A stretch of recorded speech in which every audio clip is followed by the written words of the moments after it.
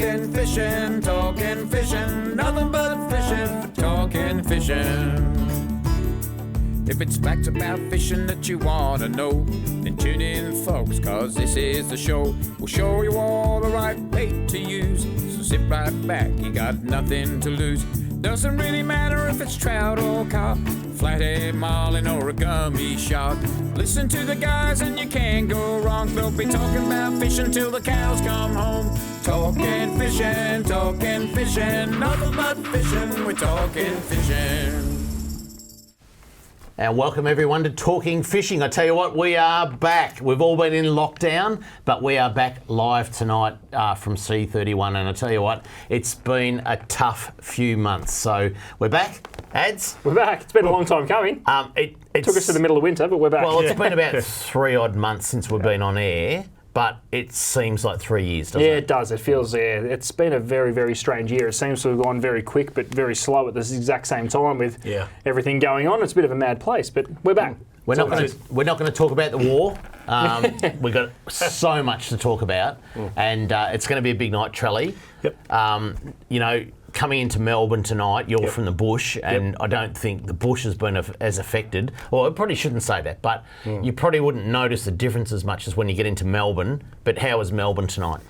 It was pretty deserted as far as coming to, booking at the motel, which was fine, and walking down to where we normally meet and discuss a few things. But a lot of places closed, a lot of places boarded up, that type of thing. Very, very ghost town. Yeah, it's a different place. Yeah, it's one of the things that I'm happy to mention is that, we have dinner before the show, and we've rocked up to our local, which is a pub here in Melbourne, and it's boarded up. It's gone. It's gone out of business. And, so this COVID-19 thing is real, and you don't see that when you're out in the bush or whatever. You don't see that. Home. A pub in Melbourne, and I'm talking, we're in the CBD here in Channel 31, it's boarded up. Yep. Game over. Not to return. It's not going to return at all. No rent relief, couldn't work it out, and gone, and it's just devastating. So, but I guess for I think it was 7 weeks we were, the ban on fishing was here in Victoria, which was very frustrating, and might just add that in that 7 weeks, they stocked 500,000 fish. So good on the VFA, 500,000 fish in that 7 week period. But it was frustrating. Now it's back, right? And you're not allowed to attend the AFL. People haven't got kids' sport on weekend. Everyone's going fishing. There's a lot of people going fishing. Yeah, definitely. We're moving out there. So we're back, all right, we're back. But there's a but. We're back. But in the meantime, Channel 31 again has their licence threatened. The federal minister, Minister Fletcher, will not renew the licence for Channel 31. In fact, he's shutting down community TV for the whole of Australia. And I've got to mention this before we go to Catch the Week. So I think we've got a little slide up here, and 14 days to go until it's switched off. If you want to say something, email paul.fletcher.mp@aph.gov.au. We desperately need people to contact Minister Fletcher and say we want community TV to stay, because without that, we have 14 days and 3 episodes to go, boys. That's right. Now, That's it, all over. But you did ring me about this, Dave, and I asked the question: is it a funded thing, or is it purely a channel-owned Channel 31? radio wave? This doesn't cost $1 million for the government to run Channel 31. It's purely funded on sponsorship. Yeah, they get a couple of little grants they have to apply for, but this isn't a cost to the government. And the sad thing is that Channel 31 will be shut down and there'll be nothing to replace it. There's nothing in the pipework to replace it, so it's gone. That's the thing, It's but anyway, a funding issue rather than no, nothing to do with it. It's just going to be shut down. But anyway, we had to say that piece. Folks, let's have a look at what's been caught by the people at home, because there's some crackers. It's time for Catch of the Week. Catch of the Week, brought to you by Shimano.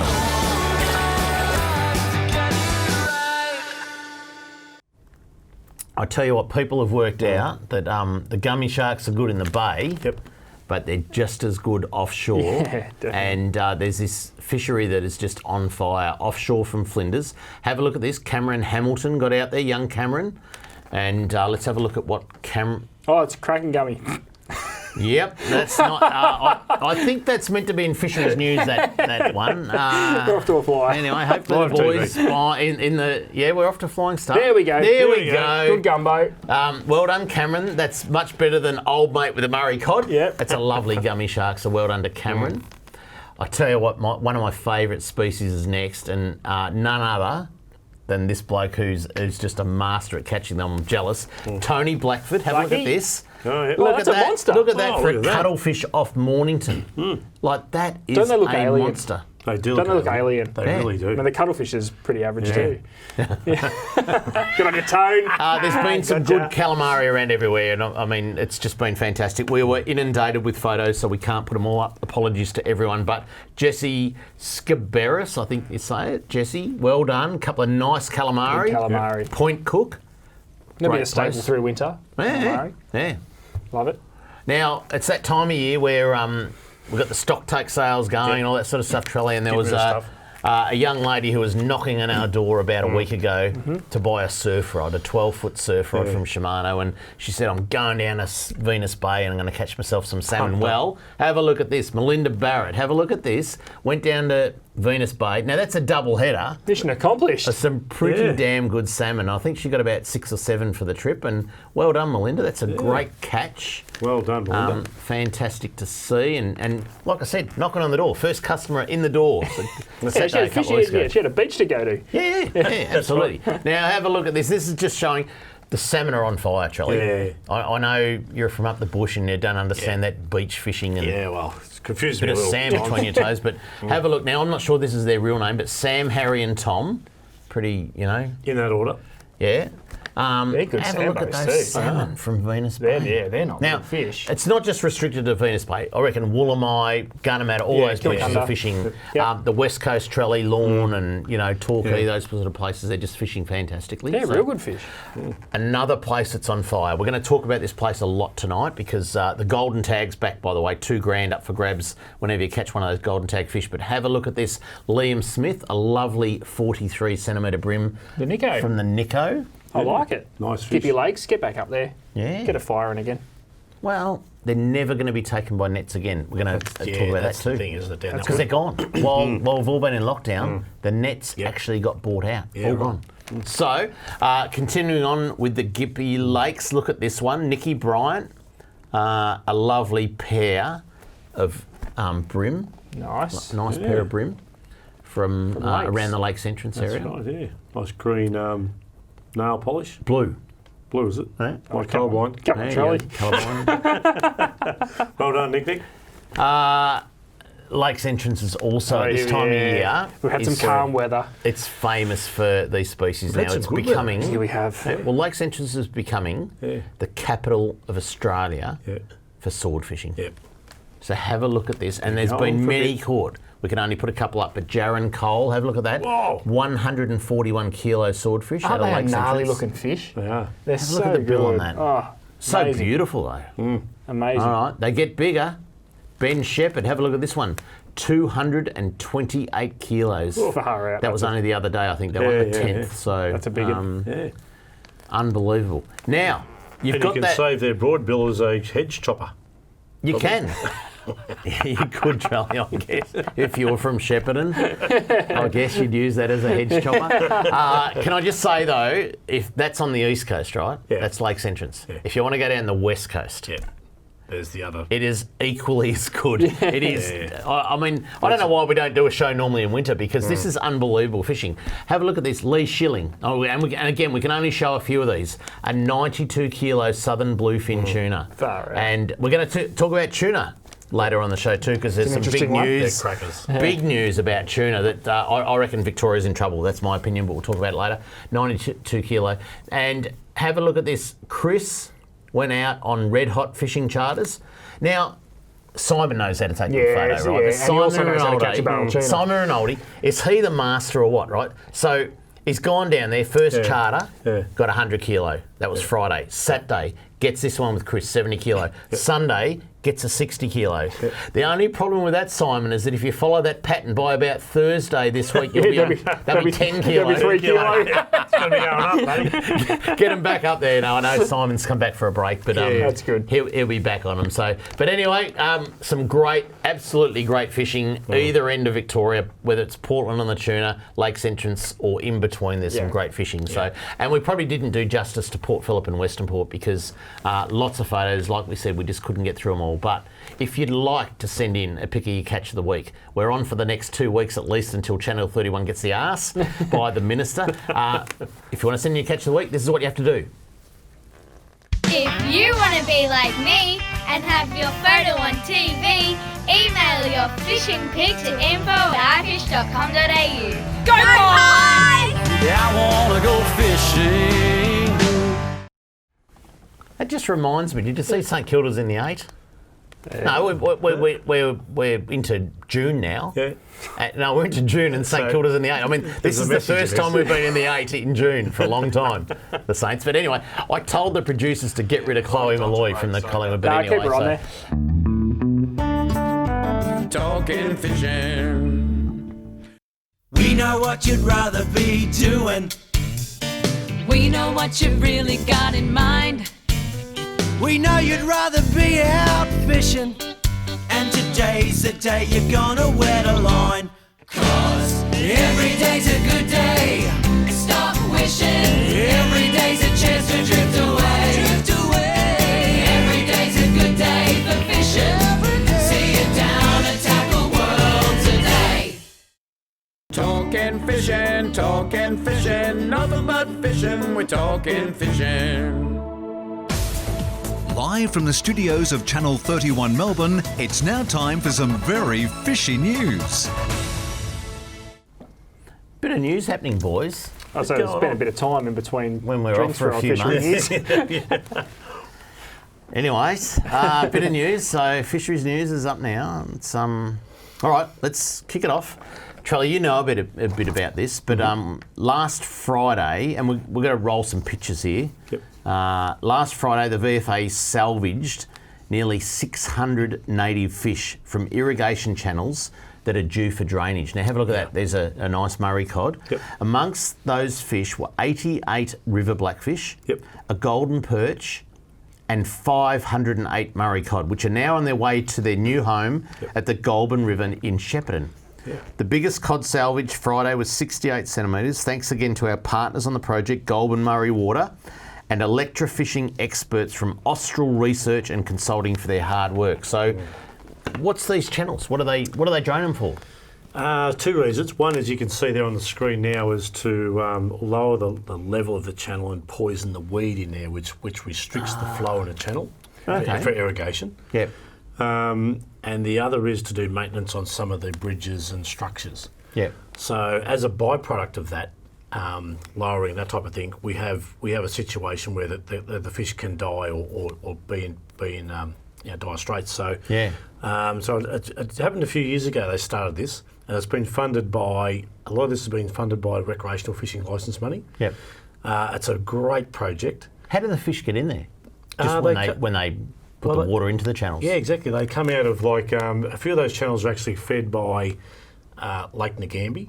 Yep. So those channels come down to Main Eastern Channel and a few others. Some of them come out of the Murray. Yeah. So and I can update those figures that you actually give me. The cod. Well, that was only 1 day last Friday. It's been going for like a week or so, hasn't it? That's right. Exactly. Yeah. So in one particular day there was something like 500 Murray cod captured and released back into the Goulburn River and other places.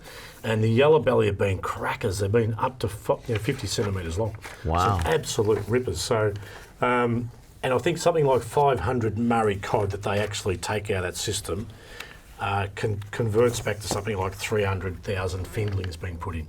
Yeah. And you can imagine the work behind that that statistic and getting those involved figures back into the river, and their odds are growing to these sort of sizes that they were seeing coming out of the channel system. So, yeah, it's fantastic. It's been funded by your recreational fishing licence money, and some of these fish are being released into different locations. The Victoria Lake, there's the Benalla, then there's the Shepparton at the Goulburn River. So yeah, some fantastic results that have come out of that. Yeah. Very good, because those fish would otherwise just be belly up and a lot of probably those, up Ship Creek. Ship Creek without a paddle. He did. Like that ad, so exactly. And vulnerable to birds and all other predators, Yeah. All right, let's keep going. Fisheries News 2, the next story from Monday, the 1st of June. Let's have a look at this slide.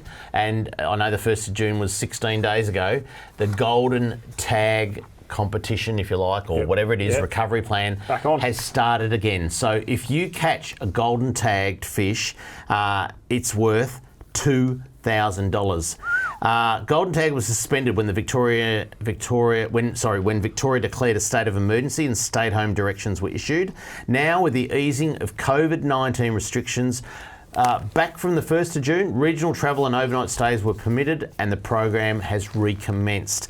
It was launched in March 2020, and it's to support bushfire-affected areas. So far, there's been 39 winners from tagged fish recaptures in Mallacoota, Lake Tyers, Bem River, Gippsland Lakes, Midamita River, Rocky Valley Reservoir, Ovens River, and Mount Beauty Pondage. So all those waters, fish have already come out, and some of them were worth $10,000. The rest are worth $2,000. There are still more than 950 tagged fish boys out there, each with the potential to turn a good day on the water into a spectacular day for you, and you'll never forget that. So $2,000 per fish. Get out there. People may not realise it's back on, so get onto that. All right. Wow, this is big news, boys. Oh, here we go. This is big news. Tigers have been spotted in Camperdown. Oh, it's not the Black Panther in the Otways, is it? No, it's not Dusty Martin doing an Udi run down the main street either. Have a look at this. Move over. Travis Dowling must have written this. Move over Carol Baskin and Joe Exotic. Joe Exotic. Right? Come on now. Because for the first time ever, have a look at this. Today, which was the other day, we stocked tiger trout into a Victorian waterway. 1,300 tiger trout went into Lake Purrumbete near Camperdown. Tiger trout are a cross between a male brook trout and a female brown trout. We've got a couple of other photos to show. Cool. They boast attractive colorations and are considered a very good sports fish overseas. Today's tiger trout average 250 grams, there you go, 250 grams, and are expected to grow fast given their aggressive nature and abundant bait fish population in the lake. These fish join a suite of other stock species in Purrumbete, including cheetah trout. They were first stocked last year, 2,450 of them, and will again be stocked this season, 1,500 due to go in. Cheetah trout are a cross between a male brook trout and a female rainbow trout. And they partner up every year with a different person. I'm confused. I'm not sure they do.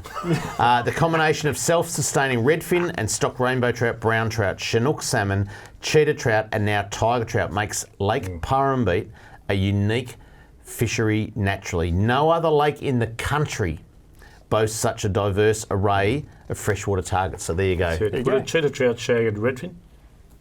We'll find out soon enough. What a what? Cheetah trout shag a redfin. Shag. I wonder what animal would they come out with.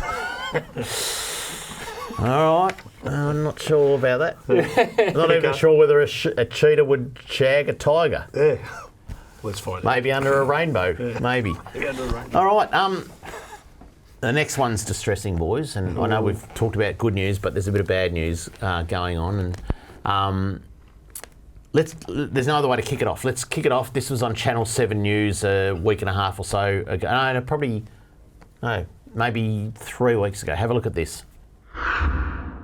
Another of Victoria's famous piers has been suddenly shut down due to safety fears. Charnel Vella is at Middle Brighton Pier this evening. Charnel, this caught locals completely by surprise. Mitch, it certainly did. In the few hours that we've been here today, hundreds of locals have come down just to read the sign on the gate behind me that says the pier is closed. We've also seen lots of fishermen turn up only to head straight back to their cars, and they're all asking the same question: when will the pier reopen? Just as fishing and boating were back, the fences went up on Middle Brighton Pier. We've been advised for the next 3 to 4 weeks as a minimum, while they do further structural testing, that it will be closed to all foot traffic. The Yacht Club says they were told on Friday that structural problems had been found in the pier's top layer of concrete, and that has locals worried. We were here last night fishing as well. We've lived here for nearly 50 years and we walk every day. More than 100 boats are now stuck at the end of the pier. With no timeline as to when it will be fixed, Yacht Club members will now have to get their boats by boat. Look, it actually impacts everyone. Obviously, from our point of view, our members trying to get to their boats, but right down to the water police that use the platform to access. Nearly $1 million will be spent on the first stage of works, but after the central pier disaster at Docklands, locals worry the pier may never reopen. An initial investment into investigation isn't enough. We need a full commitment into funding the entire safety upgrade to the pier. Chanel Vella, 7 News. Bloody believable, boys. I'm sorry, but where does Parks Victoria get off? Can I just say, where do they get off with going? They advised the Yacht Club on Friday, right? They let people on it Saturday. Yep. They let people on it Sunday night to go fishing, and on the Monday morning they go, bang, it's closed. Bang, the fences went up. So it was okay to go fishing the night before, even though they'd told people it was unsafe. Where's the bloody communication? Like, what the hell is going on? Now, it gets worse, right? So that's Brighton Pier, Brighton, whatever it said. Yeah. 100 boats are stuck there now. Those boat owners can't get out in the pier to get to their boats that are in that marina there. And James Newbury's got it right. This is just not bloody good enough from the government, I tell you. Now, a few days later, on the 4th of June, and you get this from Warneat Bait and Tackle, hi to all the pier fishermen that use Warneat piers. The small north jetty is now completely closed as it has been inspected and is deemed unsafe. And the wooden structure at the end of the main jetty is also closed, as it has been deemed unsafe as well. Fencing will be erected in the coming days. Temporary fence is now in place under orders of Parks Victoria. So we've now got Brighton, we've got 2 in Warneat. Hang on. Rumour has it, and you're going to hear this first on Talking Fishing. Rumour has it, Altona is next. Will be shut down within weeks because they're going to find something unsafe at Altona Pier. And it's not bloody good enough because we've seen... How long was Mornington Pier shut for, Ads? It's been 2 years? It's been shut on and off for as long as I can remember. Yep. So, what I'm going to say is Altona's next, right? But you know what's coming? Portsea. Because this state government won't listen to people, right? There is a massive problem with wave action that is hitting Portsea Pier. It's been doing it for 10 years. The beach is washed away. If you go down to Portsea Beach now, it's an absolute disaster. They're spending $2 million replacing a sandbag wall. There's an excavator, there's a rock wall. But you know what they're not doing? They're not looking after the pier. They're not stopping the wave action that is going to demolish that pier. And you know what? I reckon hundreds of thousands of dollars, if not millions, of business run through the Portsea Pier with the dive industry. Portsea Pier is next. Sorry, Altona's next. Portsea Pier is just behind it, I tell you. Where's all this come from, Dave? Because up until... Well, someone with an OH&S hat walks out and goes, this pier's unsafe. But why? Fishing was shut down for how long? 2 months. A couple of months. Yeah, 8 weeks. So no one was using that anyway. Why weren't they inspected while no one could use them? Or why didn't they do some work?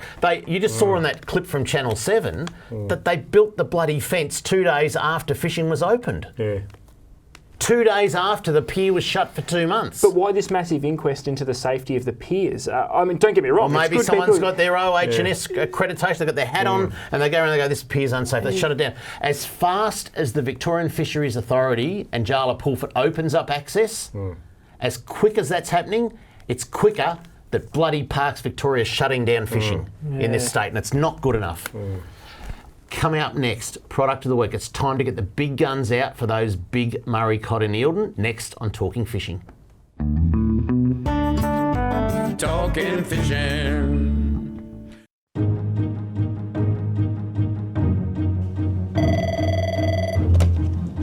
Good morning, spotters. Stephanie speaking.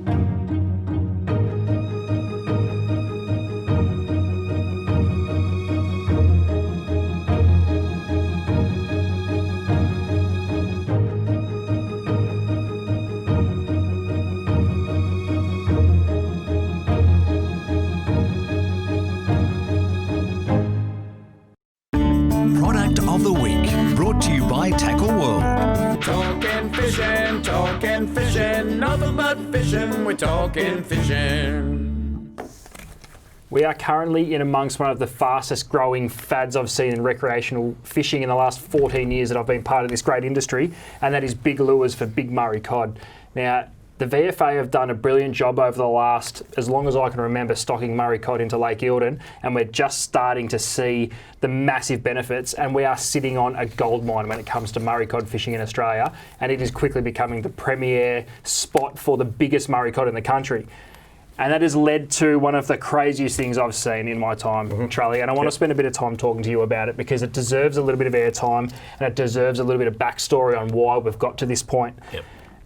Lures are getting huge. Now, Murray cod are a big fish. Obviously, they eat big bait. But what was the Murray cod scene has gone from a $15 or $16 stump jumper to a $100 Swimbait. Correct. And places like yourself in Shepparton, us in Kramer and Mornington, mate, I can't believe it. I really can't. I've seen a lot in the time I've been in the industry, but nothing like this. I'm just going to hold up a couple of lures real quick. These are the small ones. These are about 120 to 140 mil. Correct. I thought you were going to say dollars then. One's a swim bait and one's a glide bait. These are also the cheap ones, coming in at about. And what's a glide bait? So a glide bait does exactly that. Rather than a swim bait swims and you get that fish-shaped S, I guess, action, a glide bait basically comes in at 45 degrees. It glides beautifully. But these, Trelly, I never in 100 years would have said that sitting on our walls would be a $100 and 200 mil, sometimes bigger, lures for Murray cod. Freshwater. And we cannot keep them on the wall.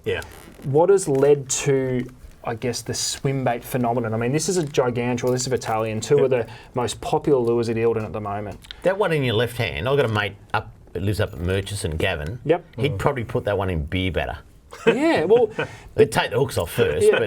But this is the thing. I mean, that's real. Yeah, you can, and you can tie up to a tree at Eildon and catch 100 of these in redfin. That's form. right, and put them in a bucket and take them home. Exactly right. So, Trelly, talk us through what has led to the swim, because I've never seen anything like it. I suppose its origins are probably US based and Japanese design. So, we do fall behind as far as timelines on some of the trends that actually get out into the marketplace and some of the really successful stories that come from that. But if you look at the Murray cod, you can see all the old stories where it took a water hen or a duck or a koala. And you look at some of these fish and they've got a small child. An orca. So you look at some of these, like a duck is like a huge fish. And when you talk to the old guys, they'd catch a Murray cod that was probably 40 centimetres long. And they'd hook it up and catch a bigger Murray cod. And it had a cow on its belly. So, and the blackfish and all that type of thing. So it only just makes sense that dragging a Rosella down the river on as a topwater lure and all that type of thing is size-wise. Not a real one. Oh yeah, absolutely. They're protected, aren't they? Well, now. And but these things mimic all that sort of stuff. So, and if you want to eliminate the small fish in your lifestyle, head to a big a big lure. Well, I get why this is so important and why it's so special, I think, is because it's spilled over into other parts of recreational fishing. Big lures, no one is scared of big lures anymore. There's brim fishermen throwing 70 mil hard bodies, where they used to max out People at are 30 using mil. this sort of stuff on dusky flathead at That's lake right. tyres. Well, that glide bait right there, that's 140 mil glide bait, and that's now the premier dusky flathead lure up in the Gippsland Lakes. You've got these gigantrals, and even these, people are starting to throw these now, going, where's the bigger one? It's just a phenomenal fishery, and you just wouldn't go to places like Lake Eildon anymore. And I mean, have a look at the finish on that. They're mad. They're just, it's just unbelievable, the technology and the way these things are being made and finished. There's no reason to go to Eildon anymore to chase a big Murray cod and not have a lure that's not 160 to 200 mil long, because you're doing yourselves out of the option of a big fish. And when you present these lures in the water, like you'll cast this lure into the water and it'll sit in the water like that. It won't do that, it won't do that, it won't do that, and it won't do that. When you stop winding, it sits there like that. It's just incredible. And when you talk glide bait as far as swim baits, these, they'll just swim. You just practice beside the boat, right? Practice in shallow water beside the boat, and they'll swim. And you give them a certain twitch, and then let your rod tip fall back to allow the lure to do what it's designed to do. And it'll turn right around. That's it. It's just mad. You can get them to turn into structure. You can get them to twitch them at the right time. You get them to turn, and they'll turn that far. Or you get them to turn around. And like if you've got a cod, you've got a fish that Murray cod that's coming up and chasing a lure, what lure turns around? Yeah, that's right. There's nothing that turns around. Like these things, you give them a twitch and they'll let your rod tip go back when you twitch them. They'll turn around like that and face the Murray cod. What are they going to do? I've got you. That's what they do. It's just mad. It's just crazy good stuff. So big baits are taking over fishing for all sorts of species, and it all started with Murray cod here in Victoria especially. So if you're heading to Eildon, and you should be doing that over winter because the Murray cod season doesn't close there. That's correct. These fish are well over a metre. Like I'm talking genuine metre 20, metre 30 stuff there. And you need big baits for the job. That's basically it. Don't be scared to throw something so big. You've got to take these things, and even when you get bored with them, right, just stick them in your rod holder and trawl around slow speed with electric motor. You'll still catch fish with them. My whaler, you've got to have one. You've got to have one. All right, they're screaming an area. We're going to keep moving along. Some big news, boys, over the break, over the lockdown that we're all locked down in. The Shellfish Reefs Revitalisation Project. The first series of the Port Phillip Bay Shellfish Reefs Restoration Project began in March 2017. It was completed in 2018 in November.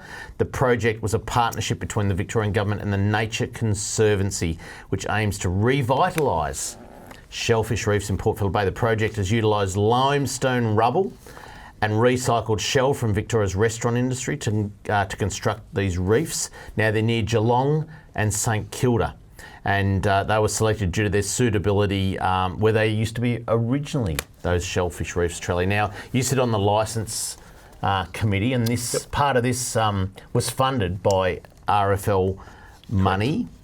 And the good people at the Victorian Fisheries Authority have just released the GPS marks for these reefs, which is good. So I think we've got a little slide that'll have these, and we might put this up on our social media tomorrow, but there's all the GPS marks. So there's some around Wilson's Spit, which is well into Corio Bay, and there's another big couple of reefs off St Kilda, but there's the marks. We'll put them up on our social media tomorrow. You can also get them at, there you go, vfa.vic.gov.au// shellfish reefs. Now, you may see a little bit of correspondence. I know the Nature Conservancy said they don't want people anchoring on them, and they'd like people to drift for snapper. Fair enough.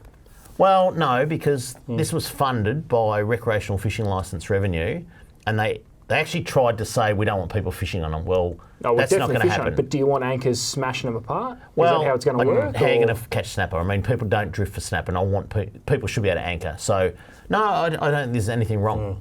As long as it's not going to destroy the investment, otherwise it's just a big waste of our own money, really. Yeah, exactly, Well, I won't go as far as saying they wanted them locked up to be marine parks, but I tell you what, I think we got to fish on them. I think they wanted to use they wanted to use the licence money and almost lock them up like marine parks. Yeah, well, if you're using licence money, it's licence money that's been funded by the public who fish, so they should be open to fishing. Yeah, and there should be no restriction, I don't think, at what on point? anchoring it's on not them. a discussion, but I believe they've got to have the exactly. It's got to be open, 100%. Coming up next, we've got plenty to get through. Kramer's mailbag, and we discuss tuna, the Gippy Lakes, plenty more to come on Talking Fishing. Talking fishing. We know what you'd rather be doing. We know what you really got in mind. We know you'd rather be out fishing. And today's the day you're gonna wet a line. 'Cause every day's a good day. Stop wishing. Every day's a chance to drift away. Drift away. Every day's a good day for fishing. See it down and tackle world today. Talking fishing, nothing but fishing. We're talking fishing.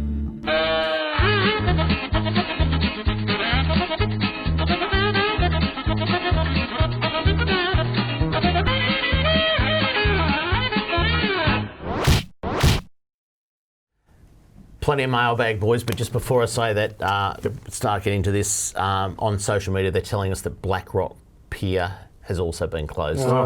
Deemed unsafe by Parks Victoria. By next Tuesday, Dave, it's going to be easy to list the ones still open. Well, it'd just be boat-based fishing in Port Phillip Bay. Poindexter-looking bloke who goes around with an OH&S hat on. All right, let's get into it. This is from Andy. He goes, I'm heading out fishing Wednesday, which is tomorrow. Nice. If you get a spot on the show, of course we'll have a spot for you, Andy. Can I get some tips on catching cooter or pike for gummy bait, please? Ads. Yes, you want a small metal lure like a twist style for the cooter, and just troll around somewhere like those shellfish reefs, which attract a lot of bait fish. That's going to be a prime place to start. Anchor up on them. And for pike or snook that we get down here, white lures work insanely well. Put them behind a paravein, believe it or not. Really? Best way to catch them. Ooh, ads. All right, Simon from Flemington writes in, years ago, local MP Danny Pearson, who I think was announced as a new minister, because there's a bit of a reshuffle going on in Andrew's government at the moment. Even I know that. But anyway, local MP Danny Pearson announced a new boat ramp was being built on the Maribyrnong River. How come the boat ramp hasn't been built yet? Good question, Simon. Now, I went and did some research. I got this late this afternoon, and I found a media release back 30th of July 2018. It said, bright future for fishing in the Maribyrnong River. And it says here, member for Essendon Danny Pearson said the project would focus on the stretch of river between Flemington Racehorse and Keilor and include a new boat ramp for motorised boats, as well as the installation of 30 new fish habitat havens, and have up to 300,000 additional perch fingerling stock. So the habitats happened, and I think they mentioned the boat ramp announcement again then. Then the estuary perch stocking has happened, and they mentioned the boat ramp again then. Then they launched, remember the number plates? Fishing number plates? They were announced down at Essendon Angling Club, and they mentioned the boat ramp then, but... They didn't mention? I think I've got the answer. I don't know what's going on. I think I've got the answer. I think the tree fell in. They deemed it unsafe before they built it. No. Or was it the tree that fell in and there was a stack of branches? No. We'll get to the bottom of this, but from what I can gather, the project was handed to Better Boating Victoria. Yep. And we'll have to go to the... Talking about stack of branches. No, and I just don't know where it's gone. Surely it's held up in council or something. There wouldn't be Better Boating Victoria stalling on it. But what we'll do is we'll go to the Minister's office during the week, Simon over here, and we'll find out exactly where the Maribyrnong River boat ramp that was announced in July 2018, we'll find out exactly where that's up to for next week's show. This one's from Mick Gardner. Mick is a good contributor to the show. He goes, hi David, I'm at the Ferntree Gully Quarry. Now this is 3 o'clock this afternoon. And just watched them, which is the VFA, release over 400 trout, about 350 to 400 millimetres long.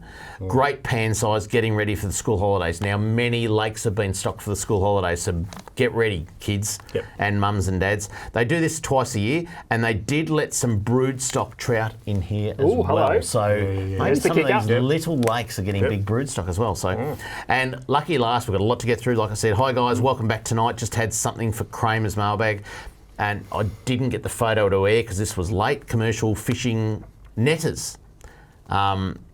The local Torquay anglers and tourists alike have been enjoying a good run of fishing along White's Fisho's beach of recent weeks after COVID restrictions eased. However, on Sunday and again today, I was shocked to see commercial netters dragging gill nets from the gap down at White's up to the Yellow Bluff. So just 150 metres of the beach. I'm not going to read it all because it's a long letter, but he's saying, can there be an exclusion zone of commercial netters off the beaches of Torquay? We'll look into that one for you next week. That was from Adam, so there you go. If you'd like to write into Kramer's mailbag, this is what you do. Send your mail to Kramer's Mailbag, PO Box 734, Patterson Lakes, Victoria 3197, or email kramer@ifish.com.au. All right, hot topic, boys. Yeah, this is a big one, this one. Southern bluefin tuna. Always a hot topic. I'll kick it off. A couple of media releases from various agencies, VR Fish, the federal government and the state government. VR Fish say they've landed a massive win for Victorian fishers who enjoy our fantastic southern bluefin tuna fishery. The Commonwealth Government Assistant Minister for Forestry and Fisheries, Jonathan Dunniam, has confirmed there will be no changes to Victoria's SBT recreational bag or size limits following the preliminary results of the 2019 National SBT Recreational Fishing Catch Survey. Verfish strongly advocated for and represented fishers to negate any threat of bag or size limit changes to SBT. The result is great news for fishers, and we can enjoy our superb SBT fishery. Now, the problem with that is the Commonwealth Government Assistant Minister for Forestry and Fisheries, Jonathan Dunniam, does not set bag and size limits in Victoria. So how the hell can you congratulate him on not changing the bag and size limits when he has no jurisdiction over setting them? All right, so now let's have a look at a couple of slides up on the screen. I think we've got one here. So the result of the survey, it was focused on the western coastline with a limited number of access points, and only occasional catches were reported around the entrances of Port Phillip Bay and Western Port. What it says, the estimated total harvest of SBT in Victoria by the recreational sector was 82.6 tonnes. Of this, fishers from private boats caught 67% and 33% were caught from charter boats. The release rate for private boats was 31%. And 7% for charter boats. Portland accounted for 82% of the harvest. Regional Western Victoria accounted for 18%. Now, the problem with that, guys, is that 82.6 tonne has now been set as the quota for recreational fishing for tuna in Victoria. Is this the first time a survey's been done on total catch? Estimated catch, sorry? No. Fisheries Victoria did one about 7 years ago, and the answer to that was about about 300 tonne. So it's gone from 300 tonne to 82 tonne. Even though the population of Victoria since that time has gone up by 1.5 million people. And we've had better fisheries through Apollo Bay, Port Phillip Bay, Western Port. Well, they didn't look at Port Phillip Bay and Western Port. Okay. But this has been set at a world quota. It seems a huge tonnage drop from 300 to 82. And and I can only speak on behalf of working in a recreational tackle store, the fishing doesn't seem to be declining that bad. No, that's right. Well, and we don't want to say anything against the people that did this research. What they did, they were told to go and do this research in Portland, do it in 4 places along the west coast, and their answer is correct. That's what was caught in that time frame there. Yeah. But that is not representative of the average catch. But a lot of times when they do those surveys, they've got to go back to the same places, do the same survey, without broadening their spectrum as far as what they do. To get an accurate first one. Yeah, to get an accurate. The problem is, Trelly, that 82 tonne, right, which then equates to, I think, the total catch of for Australia is, whatever it is, I don't know.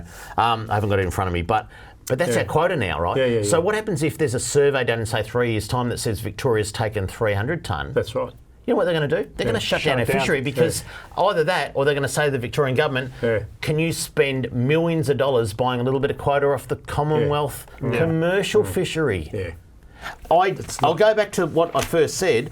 Verfish have landed a massive win for Victoria. Verfish, do you understand this is a bloody disaster?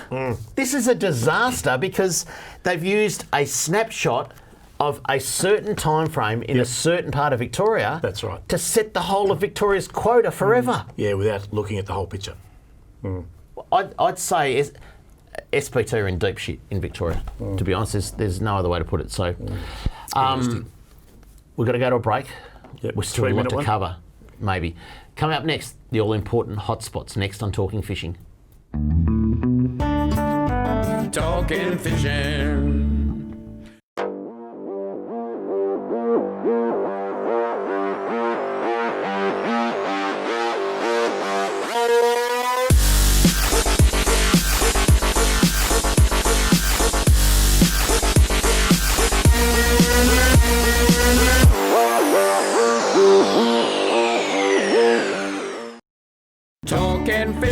Talking fishing, nothing but fishing, we're talking fishing. And now the segment you've all been waiting for, Fishing Hotspots. Get on 'em, it's where the fish are. All right, I'll tell you what, the fishing is good and it was really hard to pick some hotspots this week, boys, because it has been really good. It's a lot going on. All over the place, yeah. So let's get into it. Over your side, Trelly. When I say your side, your Trelly's in Geelong. St Leonard's has got to be the capital of Australia for King George whiting at the moment. Yeah. The boat ramps have been to capacity. Yep. But there's a bit more movement to go there. And they've been catching great catches, really, really great catches. It's its own little season, St Leonard's whiting, isn't it? Yeah. It's awesome. With the netting sort of gone there now, it's really, really improved. It's just amazing reports we're getting back. A species that is as abundant as we've seen in decades, I would have to say. Yeah, definitely. Is the old garfish. Yep. They are everywhere. I don't know if they're getting them in Cryo Bay, but they're certainly along the whole of eastern seaboard of Port Phillip and Mornington Peninsula. Yeah. I'm not too sure on that one, but you guys know. Yeah. Mornington Pier's the hotspot. Make the most of it before they shut the piers down. But I've got to say, Mornington Pier, if you get overcrowded, drive down to Seaford Pier because it's fishing equally as good. Yep. Over in Western Port, King George whiting, I'd have to say Tyre Bank. Tyre? Yep. Yeah, actually out fishing the middle spit at the moment. So some fantastic King George whiting. And let's head down to the southern end of Western Port, offshore from Flinders, gummy sharks. As we saw in Catch the Week, some fantastic gummy Keep sharks. an eye for the birds, tuna around too. Absolutely. Plenty of tuna out the western entrance. Real good. Let's head over to Portland as the next hotspot because the barrel tuna are on. And I tell you what, if you haven't got a boat or you don't know what to do, just ring Simon Rinaldi at Red Hot Fishing Charters because he is the man. He just every day he's been out so far, he's got a barrel. So the odds are you'll get one. And if you want to head inland, there is no better place, Trelly, than Lake Eildon for big Murray cod at the moment. Correct, yeah. We went through the lures earlier on. The fishing up there is really hot. Yep. What we haven't mentioned tonight is the crayfish. The crayfish season is on. That's right. Yeah, so just a quick one. The Goulburn's run a bit high, so you'd have to let that go down a little bit before we sort of start getting in there. The Murray's doing quite well, so yeah. But, good deal. How long's the season go for? June, July. Yeah, okay. So it's only a short season, isn't it? Yeah, but still time. Yeah, 2 possession, 4 in over the weekend type of thing. Yep. How many in the pot? You have 5 ring nets. You get 2. No, I mean in a pot on the fire where you're catching your two. Well, you're not allowed to cook them. Not allowed to cook them under fire because it's deemed to be you catch 2 and cook them and catch 2 and cook them. So don't get caught with any. We need to spend more time on this. Write it down for next week. Product of the week. We'll talk about Murray crays. I'll bring him in pet. I like it. Probably use the same sort of net as a spider crab, wouldn't you? Not allowed to mention sold spider out. crabs. It's all good. Sold out. On that tuna fishery stuff, the recreational take in Australia is 5% of the whole of the take. So the commercials get 95, we get 5. Yeah, so and what we're saying is 82 tonne it ain't going to cut it. It's not. If we catch, If they use that it's as a 300 national- tonne, which what it was deemed as years ago, we're going to be well over that 5%. And I'm tipping the commercials aren't going to give up 1 ounce of their 95%. So nothing to jump up a lot and of down unfairness in that. And I just don't know where our peak body is at, saying that we've had a big win. So something that happened while we were in lockdown, and it wasn't announced because it was all so sensitive and all that, was that birth rates. Going to go up 8 months' time. Birth rates are going up. The booking of birth rates has gone up 240%. Trelly, that is not what we're announcing tonight. While we're on, while we're on lockdown, on April 1st, which may have been April Fool's Day, right? But on April 1st, all the netters in Gippsland Lakes handed in their licence and got very good compensation for them. So all 10 are gone. Good on them. The netting has stopped. And I've got to say, talking to Frank Melito down at the Celtics, if you ever need any info, go and see Frank down at Lakes Entrance. That, would you believe, this time of year, the King George whiting are probably one of the dominant species in the lakes proper right now. Yeah. Right. So when's the last time you heard that? Well, normally you hear about a few in January, right? And then the nets come overnight and take the whole lot. And they get a few bucks for them, obviously. Now there's no netters. There's King George whiting being caught in Gippsland Lakes. Now, it's a change system. There's no doubt about that. We can't do anything about that. There's no rainfall. Dams have happened on the rivers and that. So, but the King George whiting are in Gippsland Lakes right now. And can I just tell you another fishery that's absolutely on fire? We've got a photo here. Have a look at. In fact, we've got 2 photos here. Have a look at this. These, let's leave that photo up there for a second, right, while we talk about it. Estuary perch in Devil Bend Reservoir. Now, these were released as small fish. Green tick. Green tick. I think, I say to Travis now, that they've probably created one of the best estuary perch fisheries in Australia in Devil Bend Reservoir. When it's a full moon, these things on dusk are just dynamite on surface lure. Ads, you know. Another one there. Yeah, there you go. There's Jet and Tom. They're one of my all-time favourite fish, estuary perch. They really are.